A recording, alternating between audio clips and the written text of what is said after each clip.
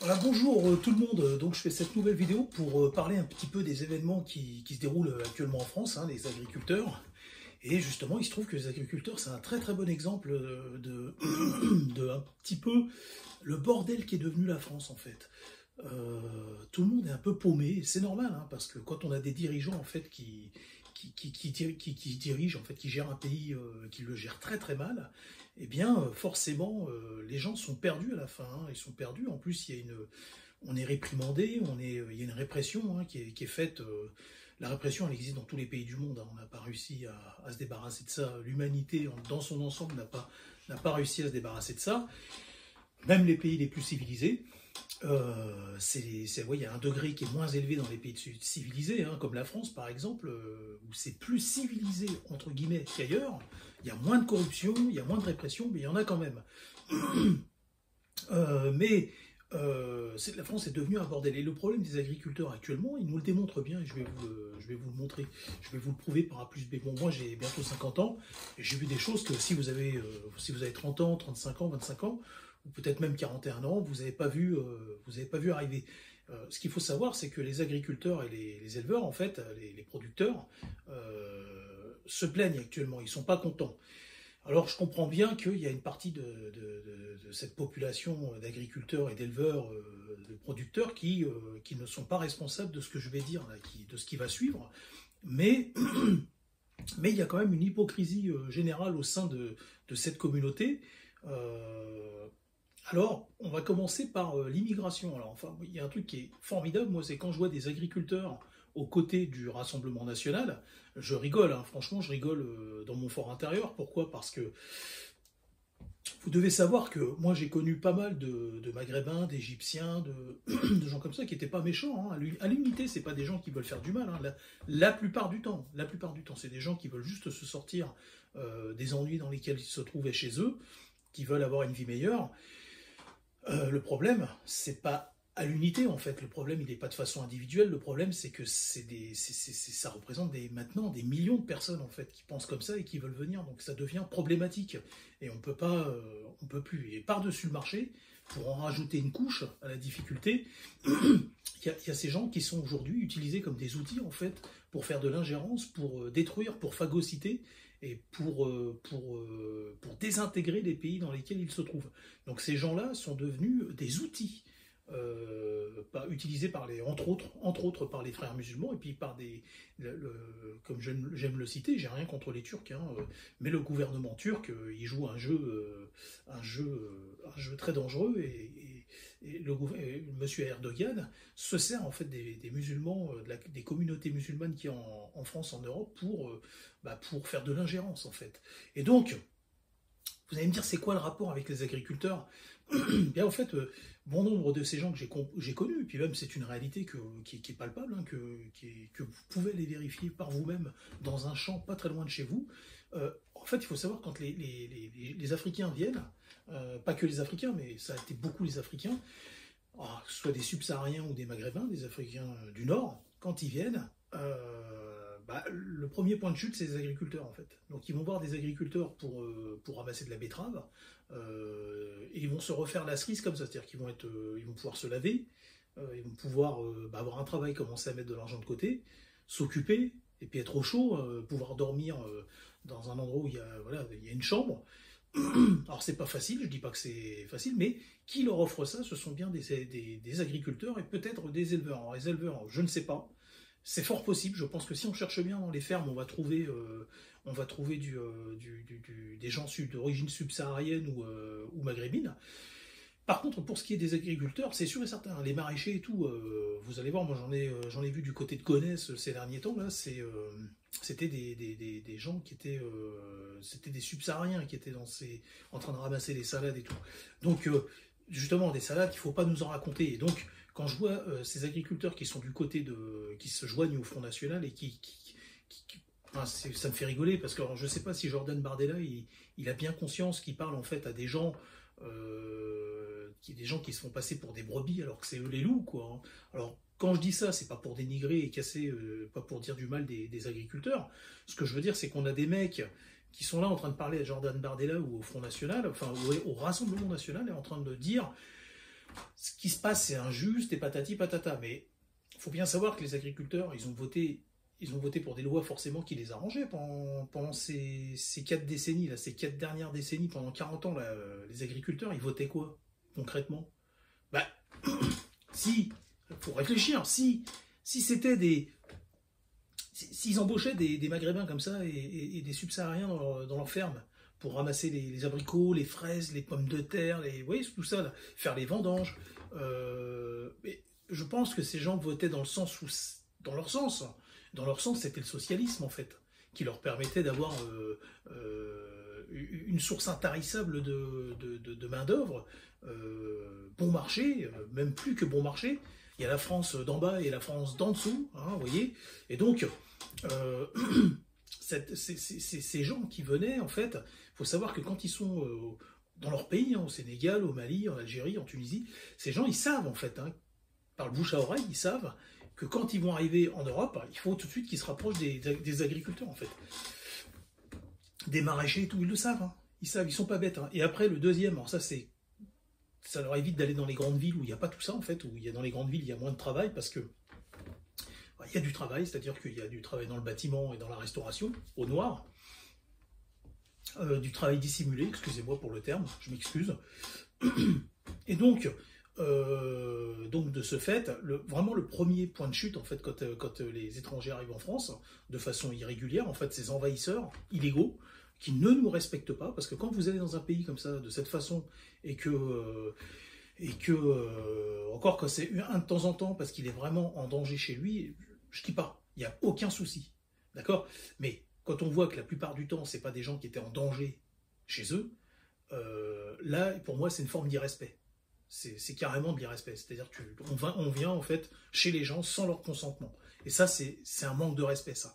Et donc, qui fait partie de ce système? Ce sont les agriculteurs. Ce sont les agriculteurs. Donc, moi, ça me fait rire quand je vois des gens qui se plaignent de ce qui est devenu la France, mais qui ont participé à ce qu'elle est devenue, en fait. Et qui étaient bien contents quand ça fonctionnait, quoi. Hein? Alors, déjà, ça, c'est un point. C'est-à-dire que les agriculteurs, au niveau de l'immigration illégale, ne font pas partie de la solution. Ils font partie du problème. Ils font partie du problème.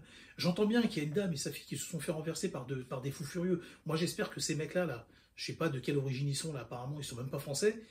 J'espère qu'on va leur mettre au moins 20 ans ferme, quoi. 20 ans ferme, à tous autant qu'ils sont dans la bagnole. Minimum, les peines, ça doit être 8 ans, quoi. 8 ans de prison ferme, et celui qui était au volant doit rester, c'est un meurtre. Il doit rester au moins 20 ans en prison. Au moins 20 ans en prison, cet enfoiré-là. Et donc, je sais pas ce que je suis en train de dire, je compatis, je comprends qu'il y a une partie des agriculteurs qui ne sont pas concernés par ce que je dis dans cette vidéo. D'accord? Donc, je dis pas que tous, mais quand même, majoritairement, on va pas se mentir, on sait que les agriculteurs font partie de cette pompe aspirante à migrants, en fait, de cette invasion, en fait, de ces gens qui viennent nous envahir. Ça, c'était le premier point. Deuxième point, on a eu des présidents qui préservaient, qui n'étaient pas parfaits, mais qui faisaient quand même attention, qui défendaient les Français, quoi. On a eu Mitterrand qui n'était pas parfait, moi j'ai pas aimé Mitterrand, mais en contrepartie, c'est vrai qu'il protégeait la France. On a eu Jacques Chirac, et à ce moment-là, on a les Anglais qui nous ont appelés. Moi j'ai rien contre les Anglais, hein, j'aime beaucoup l'Angleterre, mais après il faut appeler un chat un chat. Il faut appeler un chat un chat. Les Anglais qui nous appelaient l'homme malade de l'Europe. Alors l'homme malade de l'Europe, je crois que c'était Churchill qui disait ça, en fait, et je crois qu'avant Churchill on le disait aussi, on disait ça de la Turquie, en fait, de l'Empire ottoman. On disait que les Turcs font pas partie vraiment de l'Europe, et d'ailleurs ils ne font pas du tout partie de l'Europe. Ils ne sont pas sur le continent, ils sont sur l'Asie mineure, ils ne font pas partie du continent européen, mais c'était une armée assez puissante à l'époque, et qui était comparable à celle des armées européennes. Et puis l'Empire ottoman était à la traîne au niveau technologique, et donc on l'avait appelé la Turquie l'homme malade de l'Europe. Et par la suite, les Anglais, ils ont repris ce terme pour l'attribuer aux Français, parce que les Français ne voulaient pas ouvrir les portes du libéralisme en France. C'est-à-dire qu'on ne vivait pas en autarcie, mais tout ce qui concernait les produits de terroir, les fromages, les viandes, les fruits, les légumes, on avait vraiment les meilleures tables du monde en France. Et vous alliez chez n'importe quel fermier qui élevait des poulets, vous aviez quelque chose de qualité, d'exceptionnel. Pareil pour les abricots, les fraises, les gariguettes, la pomme de terre, la tomate, on avait la meilleure tomate du monde. Bon bref, et ce qui s'est passé, c'est que Sarkozy a ouvert les portes du libéralisme, et bon, on s'est dit pourquoi pas, hein, on n'a pas vu la patate arriver, on peut pas, personne n'est omniscient et peut vraiment savoir ce qui va se passer, et il y a la grande majorité des producteurs, des éleveurs, des producteurs, voilà, que ce soit quel que soit ce qu'ils produisent, mais surtout en fait, malheureusement, ce qui touche plus ou moins à l'artisanat, pour moi l'artisanat c'est le métier de la terre. C'est-à-dire c'est des gens qui vont planter la graine, qui vont tout faire de A à Z en fait. Hein. Et pareil pour les éleveurs. En fait, on s'est aperçu que ces gens-là, avec le libéralisme, qu'est-ce qu'ils faisaient? Ils préféraient exporter leurs produits que de les vendre à des Français en fait. Alors, ils ne faisaient pas que ça, c'est-à-dire qu'ils préféraient vendre à des riches en fait, c'est-à-dire à des grandes tables. Tous ces produits en fait finissaient sur des grandes tables françaises et ça finissait sur des grandes tables à l'étranger, hein, aux USA, en Russie avec les mafieux russes, au Japon, en Chine. Les milliardaires russes, vous savez qu'ils adorent les produits français, ils paieraient des fortunes pour des barquettes de fraises, hein, de la gariguette. Et puis, par exemple, des riches de toute la planète, hein, des riches de toute la planète, dans le golfe Persique, par exemple, aussi. Et donc, tous ces produits, il y a une évasion de tous ces produits, en fait, avec le libéralisme. Et nos agriculteurs, nos producteurs, ont commencé au lieu de vendre aux Français, en fait, ont commencé à préférer vendre beaucoup plus cher à l'exportation, en fait. Donc, les vins, le fromage, tout ce que vous voulez. Hein. Et donc, peu à peu, après Sarkozy, on a commencé à se retrouver avec des produits un peu... comment expliquer ça? Alors, il y a aussi l'appauvrissement de la terre qui est responsable de ça. J'en parle dans des vidéos précédemment. Mais on a eu une fuite en fait de nos produits du terroir qui continue encore aujourd'hui et on s'est retrouvé nous avec des produits insipides en fait. On est français, comprenez bien qu'on est français, on fait pousser les meilleurs abricots du monde et on se retrouve nous dans nos grandes surfaces, nos distributeurs, on se retrouve avec des abricots insipides. Ces petits abricots mal calibrés, là, tout pourris. Là, si vous voulez faire une tarte, il vous en faut 20. Et ça n'a pas de goût, en fait. Ils n'ont pas de goût. Pareil pour les fraises. Et on se retrouve à importer des produits d'Espagne, des produits de toute l'Europe. On a des prunes, elles n'ont plus aucun goût. On a des fraises, on en a juste 2 semaines maintenant dans l'année, hein, sur nos étalages. Parce qu'en fait, tous ces produits-là, même les Espagnols aujourd'hui, les producteurs espagnols préfèrent aller vendre leurs fraises qui sont devenues de bonne qualité maintenant. Donc ils nous ont vendu de la merde. Quand c'était de la merde, ils voulaient bien nous le vendre. Et maintenant, les producteurs espagnols sont exactement comme les producteurs français. Ils sont, on va dire, corrompus dans l'âme. Et donc, ils préfèrent vendre leurs produits là où ça leur rapporte le plus que de jouer sur l'écologie et puis sur le bien-être de leurs congénères, en fait, de leurs compatriotes. Et donc, je préfère congénère, parce que dans le mot congénère, il y a le mot gêne. Et donc on voit que les gens sont corrompus aujourd'hui et que pour du fric, et ben finalement, ils détruisent le monde et pourrissent nos vies, en fait. Et donc voilà, moi je voulais faire cette vidéo par rapport à ça, parce que là, moi je trouve qu'il y a une malhonnêteté de la part des producteurs français et de la part des agriculteurs français. Je voudrais qu'ils jouent franc jeu, s'ils veulent qu'on les écoute, s'ils veulent être crédibles, s'ils veulent vraiment qu'on les écoute avec le cœur et qu'on ait envie de les aider, qu'ils fassent le mea culpa et qui passent aux aveux, qui nous disent en fait, qui nous disent le degré de participation dans lequel ils sont actuellement, dans lequel ils ont aussi participé par le passé. Les agriculteurs, encore une fois, je le répète avant de finir cette vidéo, c'est vraiment la pompe aspirante en fait de l'immigration. Les immigrés, c'est vraiment le premier point de chute quand ils arrivent en France, c'est l'agriculture en fait, c'est les champs et tout, hein. Les champs de betteraves, voilà, tous ces trucs-là, qu'ils arrivent en Italie ou en Belgique, c'est ça. Donc après, moi je vous invite à faire votre enquête. Dites tiens, qu'est-ce qu'il nous raconte Alexandre, machin, nanana. Pour moi, c'est normal, tout ça, je le sais depuis très longtemps, ça fait 35 ans que je le sais tout ça, moi. J'ai travaillé à Rungis aussi, donc je sais tout ça. Mais vous, si vous ne le savez pas, voilà, vous avez besoin de plus d'une personne. C'est pas qu'une seule personne qui vous le dit, ça y est, vous allez boire mes paroles. Moi, je vous invite à faire vos recherches, à vous documenter là-dessus, et vous verrez que tout ce que je vous dis est vrai par rapport à ça. Si j'en parle, c'est parce que je connais le sujet. Sinon, j'en parlerai pas. Et voilà. Bah écoutez, je vous dis à bientôt.